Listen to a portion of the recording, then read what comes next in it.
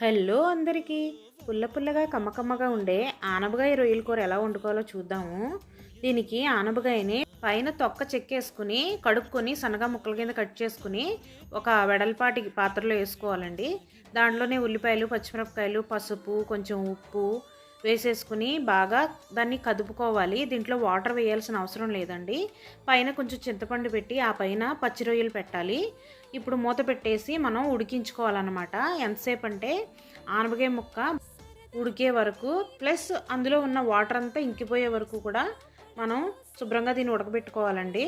ఆనపకాయ ముక్క ఉడికిపోయిన తర్వాత దీన్ని పైన మనము రొయ్యలు వేసాం కదా, ఆ రొయ్యల్ని తీసేయాలండి. చూడండి, తీసేసి పక్కన పెట్టుకొని ఆ మిగిలిన వాటర్ అంతా కూడా బాగా ఇంకిపోయే వరకు కూడా ఉడకబెట్టుకోవాలి.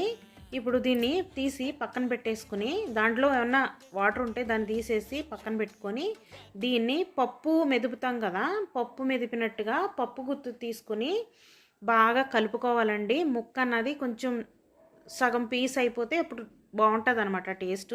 ముక్కలా ఉండకుండాను ఇలా మెత్తగాను పప్పుకుత్తు తిప్పేసుకుని మిగిలిన వాటర్ అందులో వేసేసుకుని పొయ్యి మీద ఒక కడాయి పెట్టి దాంట్లో ఆయిల్ వేసి దాంట్లో ముందు ఇంగు వేసి తర్వాత కొంచెం మెంతులు, కొంచెం జీలకర్ర, కొంచెం ఆవాలు, కొంచెం మినపప్పు, పొట్టు తీసి కచ్చాపచ్చా దంచుకున్న వెల్లుల్లిపాయలు కూడా వేసేసి బాగా ఫ్రై చేసుకోవాలండి.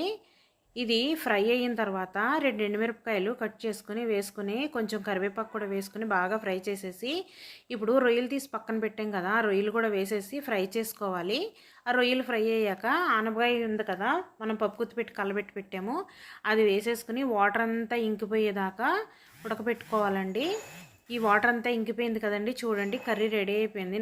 మీరు కూడా ఇలా ట్రై చేసి చూడండి. నచ్చితే తప్పకుండా లైక్ చేయండి, సబ్స్క్రైబ్ చేయండి.